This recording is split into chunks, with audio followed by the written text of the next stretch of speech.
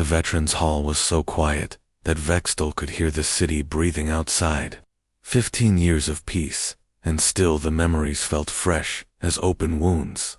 He looked at the faces around him. Some believed now, others were too frightened to accept what they had heard. All of them would leave this room changed. 15 years, he said quietly. 15 years since the war ended, and I still wake up screaming. Vextel walked to his chair but remained standing. His mechanical arm caught the light from the overhead lamps, throwing strange shadows on the wall. You want to know about the nightmares? They're not about the battles. They're not about the deaths, or the pain, or the fear. He paused, searching for words that could explain the impossible. My nightmares are about kindness, about Ambassador Linda Turner sitting across from me in a clean white room, offering me food and asking about my family, about negotiator Gary Mitchell spending 6 hours explaining why peace was better than continued war.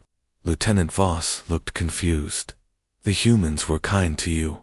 That's what made it terrifying. Turner and Mitchell treated defeated officers like honored guests. They provided medical care, comfortable quarters, good food, and respectful conversation. They acted like we were colleagues instead of enemies. Vextel began pacing again. The sound of his boots on metal echoed in the silence. Turner explained the peace treaty to me before it was signed. Every clause, every provision, every protection for Zephyrian rights and dignity. She asked for my opinion on terms that affected military prisoners. His good hand shook as he gestured. Mitchell showed me economic projections, trade agreements, technology sharing programs, cultural exchange initiatives. They had planned for peace while they were still fighting the war. They knew exactly how they wanted the conflict to end before it was over. Major Crix shifted uncomfortably. What kind of terms did they offer? Generous ones, impossibly generous. The humans took responsibility for rebuilding damaged Zephyrian facilities. They offered medical assistance for wounded veterans. They established education programs to help our people learn human technology and scientific methods. Vextel stopped pacing and faced the room. The peace treaty was more comprehensive than any document in galactic history. It covered military cooperation, economic partnership, cultural exchange, scientific collaboration, and territorial agreements. Mitchell had anticipated every possible source of future conflict and addressed it. The mechanical arm began its soft clicking, but the most disturbing part was how the treaty positioned humans as the dominant partner while maintaining Zephyr dignity. We became junior allies instead of conquered subjects. It was brilliant diplomacy disguised as kindness. He sat on the edge of the table. Turner explained that humans prefer willing cooperation to forced compliance. She said that happy allies fight harder than angry slaves. The peace treaty was designed to make Zephyrians want to work with humans instead of against them. Lieutenant Voss was pale again. Did it work? Look around you. 15 years later, young Zephyrians study in human universities. Our military academies use human tactical manuals. Our scientists collaborate on research projects with human institutions. The treaty worked perfectly. Vextel stood up and walked to the star chart. Our government changed everything after the war. Military doctrine, scientific methodology, educational systems, economic policies. We rebuilt our entire civilization, based on human models. His finger traced invisible lines between stars. The Strategic War College now teaches courses on human military history. Young officers study battles from ancient Earth. They learn about something called the art of war, written thousands of years before humans reached space. The mechanical arm clicked faster. Our philosophers debate whether humans represent the evolutionary pinnacle of intelligent life. Some think humans are what all species should become. Others think they're too dangerous to exist. None of them doubt human superiority anymore. He turned back to face the room. But the young ones don't believe the stories. Cadets, At the military academy think we're exaggerating. They assume we're making excuses for losing to a supposedly primitive species. They can't imagine what humans are really capable of. Major Crix leaned forward. Have you tried to warn them? I've tried. We all have. But you can't explain color to the blind or music to the deaf. You can't describe the horror of facing humanity to someone who has only known peace. Vextol's voice got harder. They think humans are just another advanced species with better technology. He walked to the center of the room. Last month, I spoke to graduating cadets at the academy. Bright young Zephyrians who think they understand warfare because they read books and ran simulations. I told them about Kethmer, about Operation Thunderstrike, about the way humans adapt and learn and improve. The mechanical arm stopped clicking. One cadet asked me how humans could be so dangerous if they were willing to make peace. She couldn't understand that mercy can be more frightening than cruelty. She didn't realize that beings who choose restraint when they could choose destruction are the most dangerous of all. Vextol sat down heavily. The truth is that humans are still evolving. The peace treaty gave them access to Zephyrian technology and scientific knowledge. They're studying us at leisure now, learning about our capabilities and our weaknesses. He looked around the room at the frightened faces. Officers like Captain Ellen Hayes and Commander Peter Graham serve on joint human-Zephyrian exploration missions. They're learning about dozens of other alien species, studying their technologies, their cultures, their military capabilities. Lieutenant Voss could barely speak. Why would they do that? Because that's what humans do. They learn constantly. They gather information about everything they encounter and figure out how to use it. Hayes and Graham are mapping the galaxy and cataloging every species they find. Vextol's good hand reached for his drink. Dr. Rachel Green now heads the Human Zephyrian Science Council. She has access to research from 12 different alien civilizations. Every day, she learns new ways to manipulate matter and energy. Every day, humans become more capable. The mechanical arm made a soft worry sound. The peace has lasted 15 years because humans want it to last. Not because we're strong enough to enforce it. Not because they're unable to break it.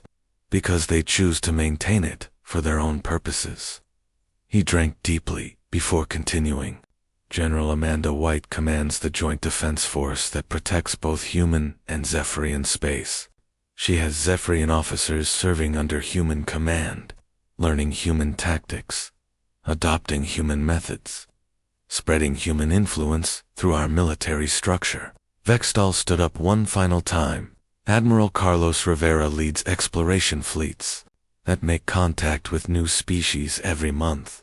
Every first contact is an opportunity for humans to study potential allies or enemies.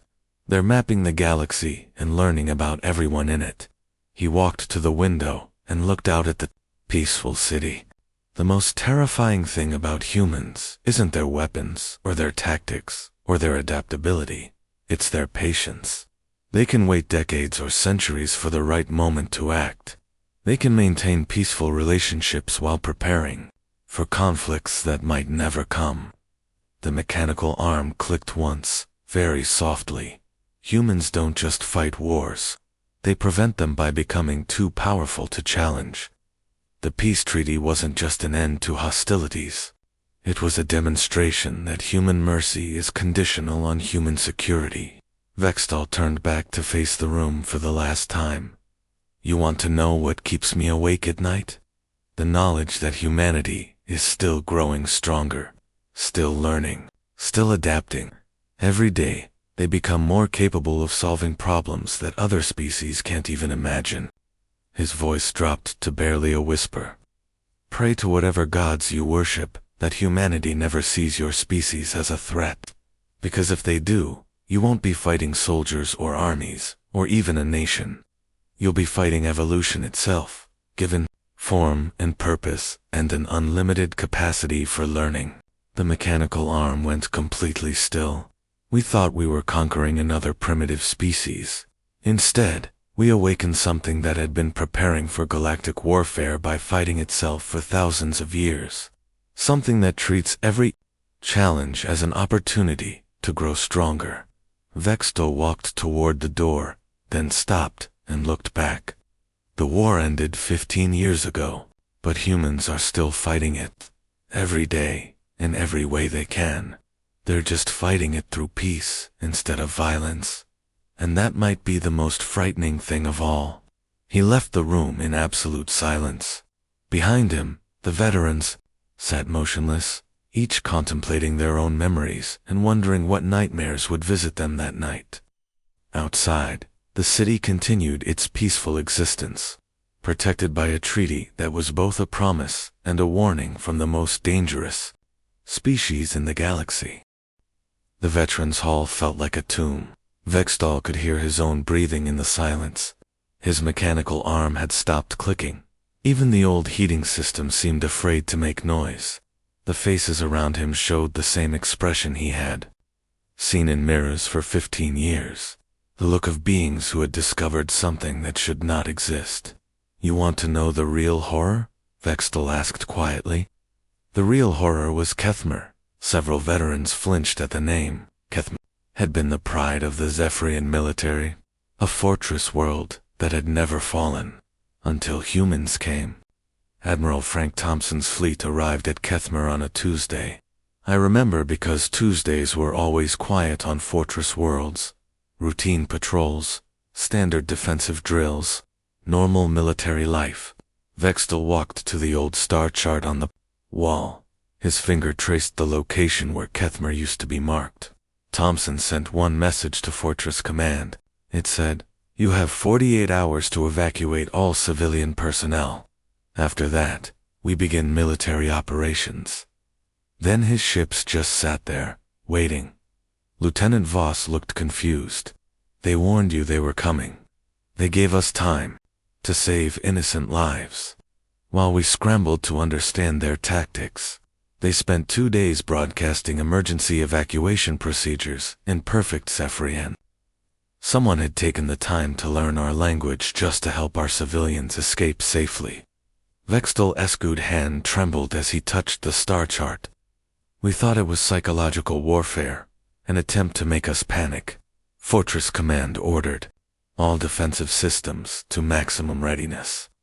We had 2 million soldiers, underground bunkers, planetary defense cannons, energy shields that could stop asteroids. The mechanical arm began its soft clicking again. Colonel Maria Santos started the real attack before Thompson's deadline ended. She didn't attack our defenses. She attacked our sleep. Major Crix leaned forward. "What do you mean?" Santos had studied Zephyrian biology. She knew we need 8 hours of continuous rest every day, or our combat effectiveness drops. So her ships began random attacks on empty sections of the planet. No real damage. Just loud explosions at different times. Vextal turned away from the star chart. Every 2 hours, day and night, Thompson's ships would bombard empty ground. The noise was incredible. The ground shook. Our defensive systems activated automatically. Soldiers woke up thinking they were under attack. He sat down heavily. After 1 week, nobody on Kethmer had slept properly. Our reaction times were slow. Our decision-making was poor. Soldiers began making mistakes during basic procedures, all because of random noise attacks on empty dirt. The room was completely silent. Veterans who had lived through Kethmer were remembering. Veterans who hadn't were learning. Captain Ben Hughes coordinated precision strikes on our water purification systems. Not enough damage to stop them completely. Just enough to make the water taste wrong. Slightly bitter. Unpleasant, but not dangerous. Vextal's voice got quieter. Hughes had learned that bad-tasting water makes soldiers think about home, about clean water and familiar food, about everything they're missing. Lieutenant Voss was pale. "They were attacking your morale. They were attacking our minds, Santos." And Hughes had turned psychological warfare into an exact science. Every attack was designed to cause maximum stress with minimum actual damage. They wanted us tired, uncomfortable, and homesick. They wanted us thinking about anything except fighting. Vextol stood up and began pacing. But the real horror started when their ground forces landed. Lieutenant Colonel Chris Adams brought 2,000 human Marines to the surface. 2,000 soldiers against 2 million defenders. His mechanical arm clicked faster.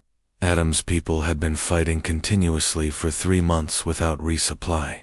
3 months of constant combat in different star systems. They should have been exhausted, depleted, ready to collapse. He stopped pacing and faced the room. Instead, they were stronger than when they started. They had captured Zephyrian equipment and made it better. They had studied our tactics and learned to counter them. They had adapted to eating our food, breathing our air, using our technology.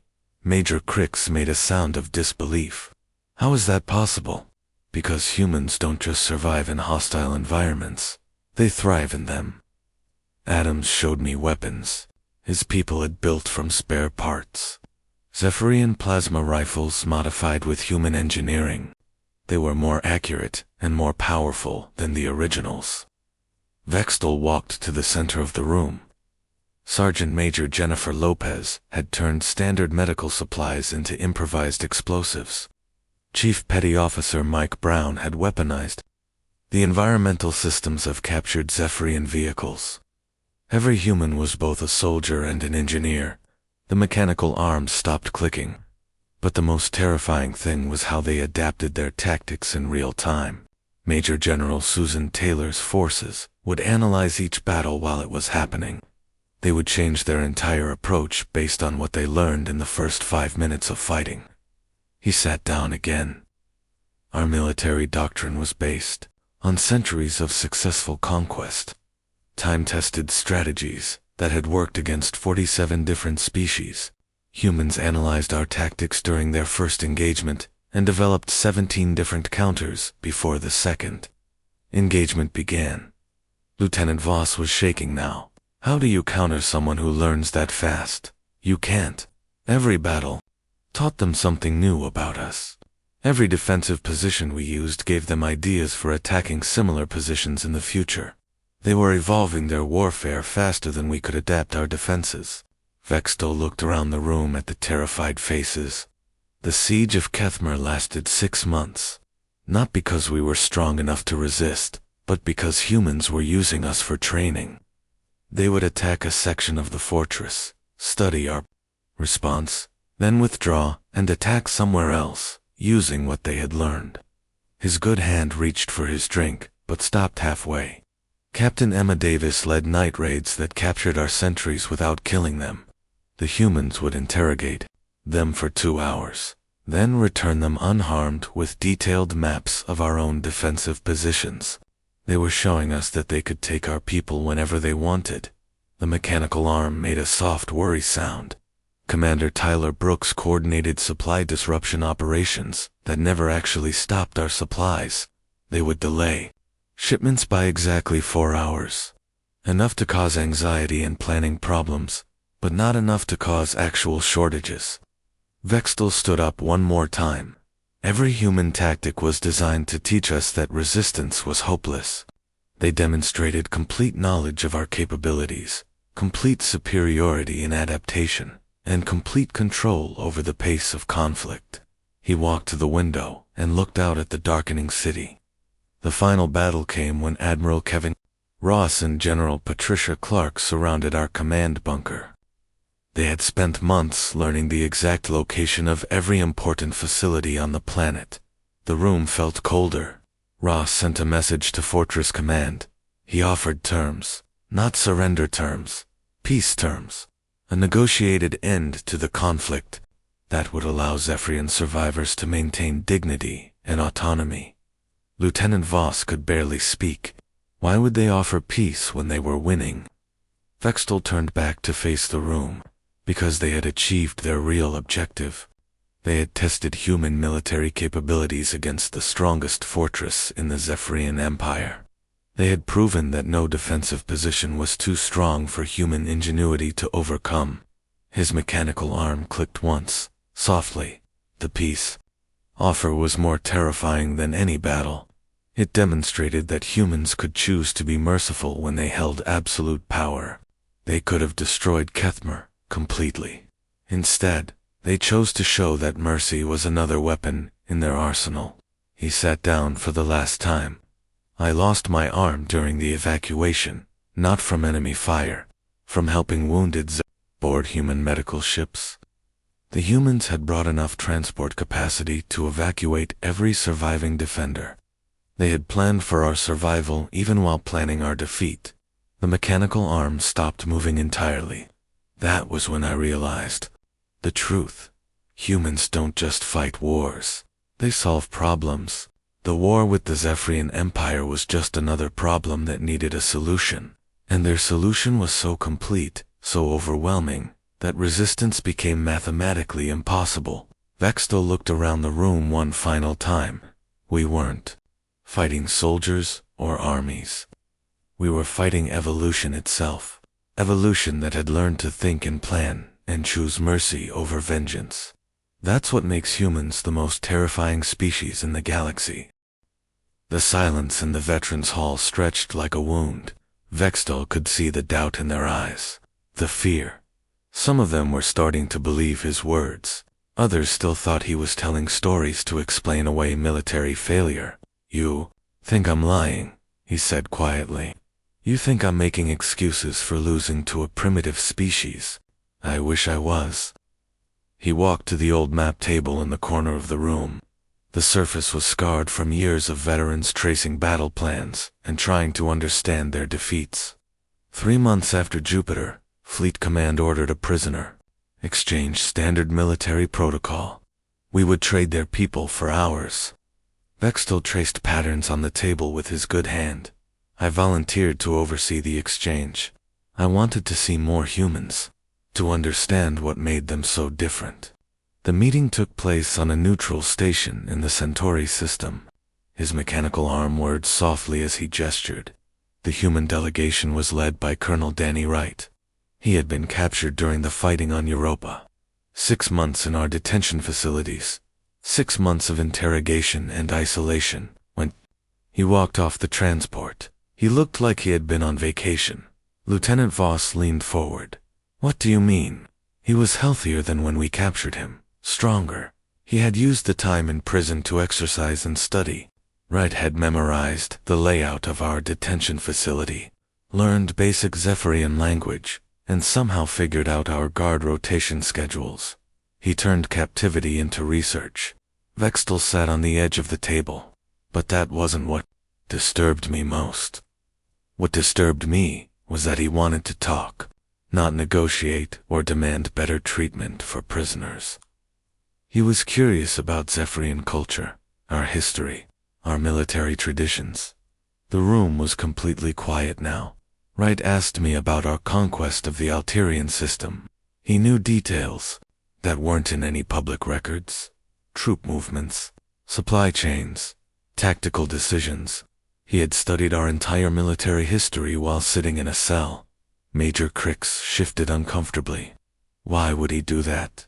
Because that's what humans do. They learn, constantly. Even when it seems impossible or pointless, they gather information and try to understand.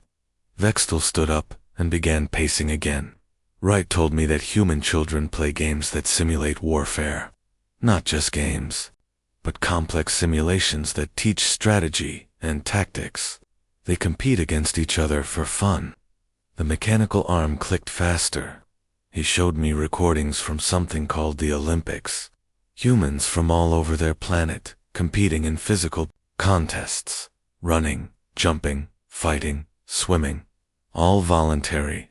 All for the joy of testing themselves against each other.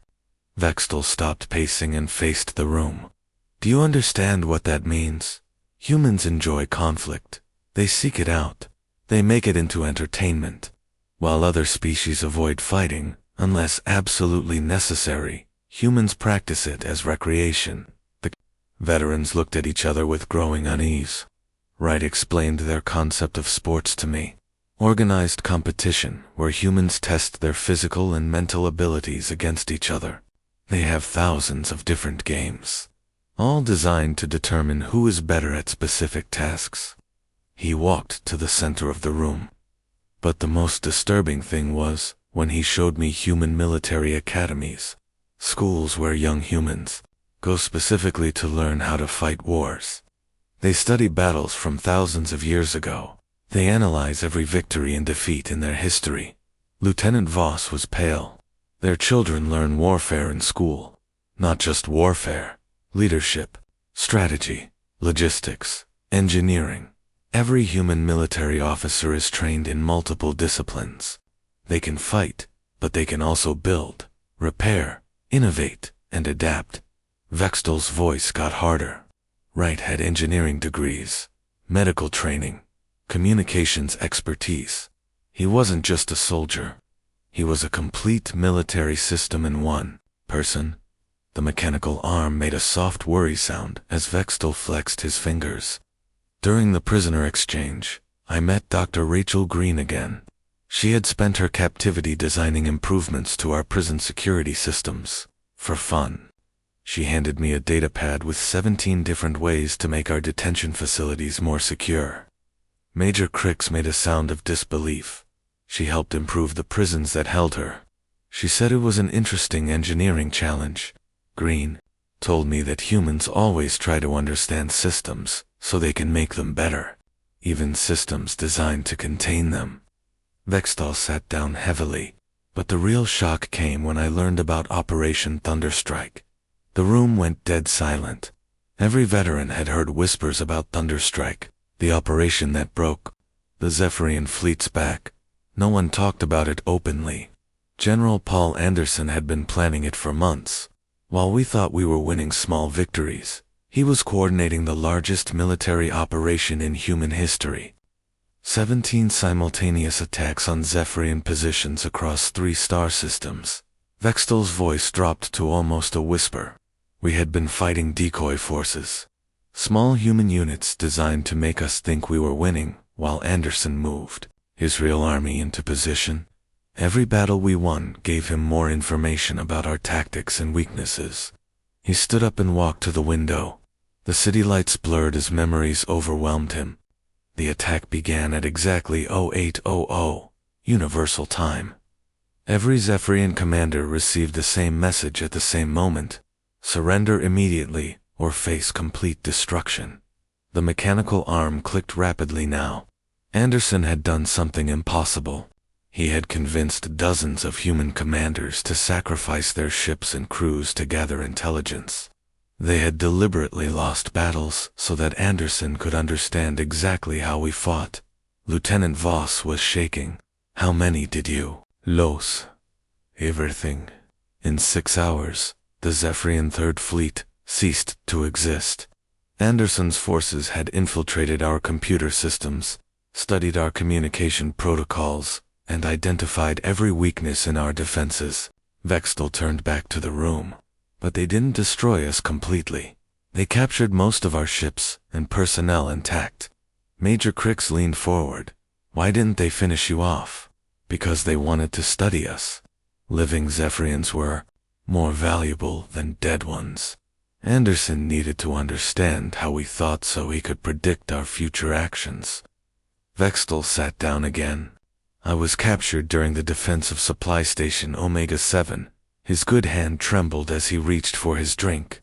The attacking force was led by Commander Nina Foster and Captain Rick Murphy. They had somehow hacked into our computer systems weeks before the attack. They knew our defensive positions, supply schedules, and personnel assignments. The mechanical arm stopped clicking, but instead of simply destroying the station remotely, they launched a ground assault. I couldn't understand why until later. They wanted to capture Zephyrian equipment and personnel for study. Vextel drank deeply before continuing. Foster's troops moved through the station like they had built it themselves. They knew every corridor, every defensive position, every escape route. The battle lasted 4 hours. We never had a chance. He looked around the room at the frightened faces. When I was captured, Murphy sat down next to me and asked if I wanted to see something interesting. He showed me tactical plans for attacking 20 different Zephyrian installations. Plans based on detailed intelligence gathered during months of losing battles. The room felt colder. Murphy explained that humans call it strategic patience, the willingness to accept short-term losses for long-term victory. Every defeat taught them something new about us. Every captured human sent back information that made the next attack more effective. Lieutenant Voss could barely speak. How? Do you fight an enemy like that? Vextol looked at the young officer with tired eyes. You don't. You can't fight a species that treats every defeat as education and every victory as data collection. You can't compete with beings who have spent their entire evolutionary history learning how to kill each other more efficiently. He stood up, one final time. But the worst part wasn't losing the war. The worst part was realizing that humans had been holding back. Anderson could have ended the conflict in weeks instead of months. They prolonged it deliberately to learn as much as possible about us. The mechanical arm made one last soft click. They weren't fighting a war. They were conducting the largest military research project in galactic history, and we were the test subjects. Vextol looked at the expectant faces around him. The question hung in the air like smoke from a battlefield. What happened next? He wished he could forget. He wished he could lie and tell them it got better. But these veterans deserved the truth. What happened next was Jupiter, he said quietly. The gas giant became our graveyard. He walked back to his chair but didn't sit down. Standing helped him think. Standing helped him remember without falling apart. Admiral Morrison's fleet retreated toward the outer planets. We thought we had them running. Our commanders were already planning victory celebrations. Fleet Admiral Gornix ordered pursuit at maximum speed. The mechanical arm clicked as he gestured toward an imaginary star map. We chased them for 6 days. Every time we got close, they would jump ahead, always staying just out of range. Our intelligence officers said they were buying time, calling for reinforcements that would never come. Young Lieutenant Voss leaned forward. Were they calling for help? Vextol's laugh was bitter. No, they were learning. Every sensor sweep we made, every communication we sent, every tactical formation we used, they were recording it all, studying us like we were insects, under glass. He began pacing again. The sound of his boots on the metal floor echoed in the quiet room. When we reached Jupiter space, Morrison's fleet was waiting, but not where we expected. They weren't in orbit around the planet or hiding behind its moons. They were scattered through the asteroid belt like they had been there for months. The memory made his good hand shake. Captain Jake Sullivan's destroyer group hit us first. They came out of the rocks moving faster than our sensors said was possible. Their ships were covered in asteroid dust and metal fragments. Camouflage. They looked like space debris until they opened fire. Major Crix shifted in his seat. How many ships did they have hidden? That was the problem. We never knew. Every time we counted them, the number was different. Ships would appear, attack, then vanish back into the rocks. Our targeting computers couldn't lock onto them. They moved like they were part of the asteroid field itself. Vextol stopped pacing and faced the room. Sullivan's people had done something no military academy teaches. They had made space itself into a weapon. Every rock could hide a ship. Every shadow could contain death. We were fighting the entire solar system, not just a fleet. The room was completely silent now. Even the old heating system seemed to have stopped breathing. The first major engagement lasted 18 hours. We lost 40 ships. The humans lost 3. His voice cracked slightly. Our weapons officers said it was impossible. Superior numbers should have won. Superior firepower should have mattered. But humans don't fight fair. They fight smart. He sat down heavily. The chair groaned under his weight. That was when we started capturing their people. Admiral Gornix ordered boarding parties to take prisoners. We needed to understand How they thought. How they could do the impossible with inferior technology. Vextel's eyes went distant. I led the assault on a damaged human cruiser. The UES Wolverine. Captain Amy Rodriguez was in command. Her ship was dead in space, atmosphere leaking, half the crew wounded or dead. We expected easy surrender. The mechanical arm made a soft worry sound as he flexed the fingers. Rodriguez met us at the airlock, alone. She had a pistol in one hand and a datapad in the other. When we demanded her surrender, she asked if we wanted to negotiate terms, or if we preferred to fight our way through 300 Marines, who were very unhappy about their ship being damaged. Several veterans made sounds of disbelief. Who negotiates from a position of weakness? She wasn't weak. That was our mistake. Rodriguez had turned her dying ship into a fortress. Every deck was a maze of defensive positions. Her Marines had used furniture, equipment, even pieces of the hull to create cover. They had prepared for boarding parties like they expected us. Vextel stood up again. He couldn't sit still when talking about this, but that wasn't what shocked me. What shocked me was that they were calm. Calm like this was normal. Like being boarded by alien soldiers was just another day at work. Rodriguez actually smiled when she saw my rank insignia. Why did she smile? Asked Lieutenant Voss. Because she outranked me. By human standards, I was talking to a superior officer. She treated the entire situation like a professional meeting between colleagues. Even though we were enemies. Even though her ship was dying around us. He walked to the window again. The city lights were coming on as evening fell. We spent 3 days on that ship.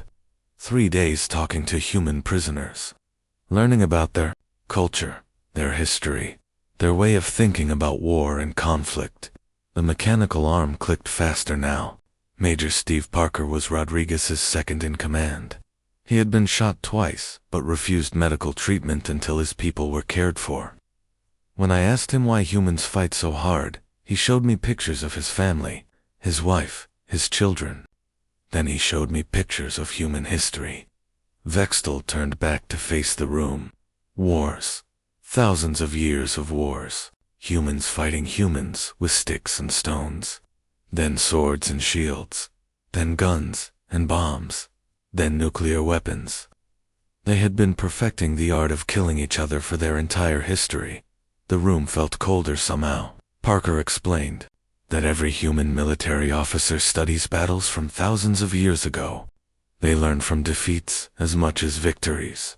Every mistake their species ever made in war, they remember, they build on it, they improve on it. But that's not possible, Major Crix protested. No species fights itself that much, and survives. Vextel's smile was grim. That's what makes them dangerous. Fighting each other made them stronger. Every war taught them new lessons. Every defeat showed them new ways to win. By the time they reached space, they had already fought every kind of battle that was possible to fight. He walked back to the center of the room. Dr. Rachel Green was their science officer. She had been studying our technology while we thought. She was our prisoner. When I found her in the lab, she was taking apart our weapons and improving them, making them more efficient, more deadly. The mechanical arm stopped clicking. She looked at me with these bright human eyes and asked if I wanted to see what she had discovered about Zephyrian plasma rifles. She had found 17 ways to make them better. 17 ways to make our own weapons more dangerous to us. Lieutenant Voss was pale now. What did you do? I watched her work. I couldn't help myself. Green was excited about the technology, happy to be learning new things. Even as a prisoner on a dying ship surrounded by enemies, she was still curious, still trying to understand how things worked so she could make them better. Vextel sat down again. That was when I realized we had made a terrible mistake. We thought we were fighting soldiers, professional military personnel who followed orders and used standard tactics. Instead, we were fighting a species where every individual was a potential weapon designer, tactical innovator, and strategic thinker.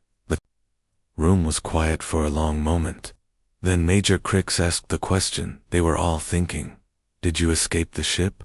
Vextal looked at his mechanical arm. Rodriguez, let us go. After 3 days of studying each other, she declared the negotiations complete. She gave us safe passage back to our fleet in exchange for medical supplies for her wounded. Then she wished us luck in the war. He stood up one more time. As we left, she told me something that still keeps me awake at night. She said that humans had been waiting for this war for centuries, waiting to test themselves against something other than each other. She thanked me for giving them the opportunity to see what they were really capable of.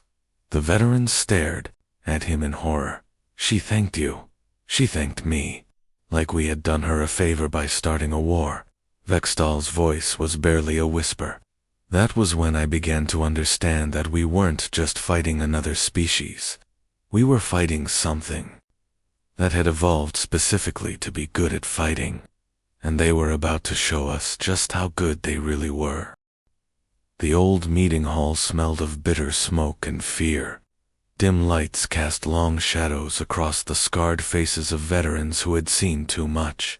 Commander Vextal sat in the back corner, hoping no one would notice him. His mechanical left arm clicked softly as he reached for his drink. The metal replacement reminded him every day of what humans could do. Tell us about the war, Vextal, called out Major Crix from across the room. Other veterans turned to look at him. Their eyes held the same haunted look he saw in mirrors. You fought them longer than any of us. Vextal wanted to leave. He wanted to go home to his small apartment and forget. But the faces around him needed to hear this. Young soldiers still joined the Zephyrian military. They needed to know what humans really were. He stood up slowly. His good hand shook as he set down his glass. You want to know about humans? His voice was rough from years of trying not to scream in his sleep. Fine. But don't say I didn't warn you. The room went quiet.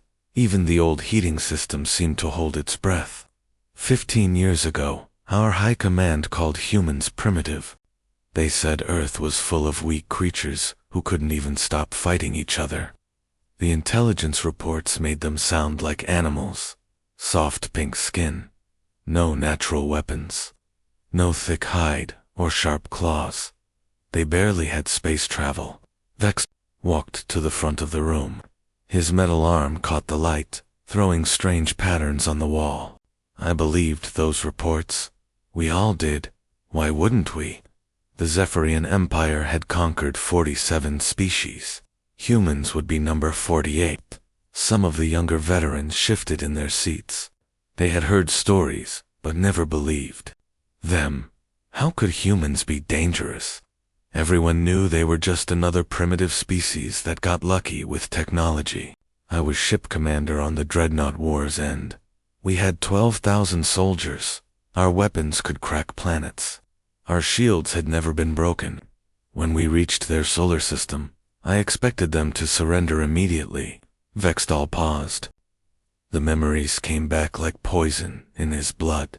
Their first ships looked like scrap metal, angular pieces of junk that seemed held together with luck. Our weapon officers laughed when they saw them on the screens. Captain Zorth said it would be like fighting children with toys. The room was so quiet that Vextal could hear his own heartbeat. The human admiral was named Kate Morrison. Her flagship was called Use Defiance. When we sent the standard surrender demand, she replied within minutes. He had memorized her words. They haunted him more than the battles that followed. She said, "Unknown vessels, you have entered human space without permission. You have 5 minutes to turn around and leave. This is your only warning." Several veterans made sounds of disbelief. Who talks to the Zephyrian Empire like that? Our fleet admiral thought it was a joke. He ordered all ships to attack formation. We had 600 vessels. They had maybe 50 in range. The math seemed simple. Vextal's voice got harder. We learned our first lesson about humans that day. They don't care about math when it comes to fighting. He walked to the window and looked out at the city. The buildings were still being repaired from the war, 15 years later, and they were still fixing what humans had broken. Admiral Morrison didn't wait for us to get into position. The moment our 5 minutes ended, her ships attacked. But they didn't attack like anyone expected. They didn't form battle lines or follow any military doctrine. We knew. Vextall turned back to face the room. They scattered, like seeds in a windstorm. One moment they were in formation. The next, they were everywhere and nowhere. Our targeting systems couldn't track them all. They moved like they knew our space better than we did. The mechanical arm clicked as he gestured. That was when I first felt it. Fear. Real fear. Not the fear of death, but the fear of facing something you don't understand. These humans weren't fighting like any species we had ever conquered. They weren't even fighting like soldiers. They were fighting like they were born to it. Young Lieutenant Voss raised a shaking hand. But sir, how could they win? They were outnumbered 12-1. Vextall looked at the young officer, so much like himself 15 years ago, so confident that superior numbers meant victory. That's what we thought too. We assumed they would try to fight us ship to ship. Standard engagement. Honorable combat between military forces. He sat on the edge of a table. The metal creaked under his weight. Humans don't fight honorably. They fight to win. Captain Jake Sullivan took his destroyer group and vanished into the asteroid belt. For 3 hours, we couldn't find them on any sensors. Then they appeared behind our supply ships and destroyed half our fuel reserves before disappearing again. The room erupted in confused voices. How could ships that small move without being detected? They had modified their engines to run cold. No heat signature. No energy readings. They moved like ghosts through space while we flew around looking for them. Every time we thought we had them cornered, they were somewhere else, hitting us, where we were weakest. Vextall's voice dropped to almost a whisper. But that wasn't the worst part. The worst part was when we finally managed to damage one of their ships. We thought we had won something. We prepared boarding parties to take prisoners and gather intelligence. He stood up again, pacing now like a caged animal. I led the boarding party myself. We cut through their hull and entered their ship. We expected to find broken, defeated humans, ready to surrender. Instead, we found Lieutenant Commander Lisa Hayes and her crew barricaded in engineering. The clicking of his mechanical arm got faster. They had turned their own ship into a trap. Every corridor had been mined. Every doorway was a killing zone. Hayes herself was wounded, bleeding from her head, but she still commanded her people with perfect clarity. When we finally reached engineering, she smiled at us. Smiled. Asked Major Crix. Smiled like we had just given her exactly what she wanted. Then she triggered charges that sealed us inside with them. We were trapped in a damaged ship with humans who seemed happy to die as long as they took us with them. Vextall stopped, pacing. That was when I realized we weren't fighting another species. We were fighting something that had been shaped by constant war. Something that had learned to love the fight itself. He looked around the room at the faces watching him. Some believed him now. Others still thought he was exaggerating. You want to know why I'm telling you this? Because in 2 days, the new military academy class graduates. Young Zephyrians, who think they understand war because they read books and ran simulations. His voice got deadly serious. If they ever have to fight humans again, they need to know the truth. Humans aren't just another species with weapons. They're evolution's answer to the question of what happens when intelligence meets the will to fight, and that answer should terrify every thinking being in the galaxy. The room stayed quiet for a long time after he finished talking. Finally, someone asked the question they were all thinking. What happened next?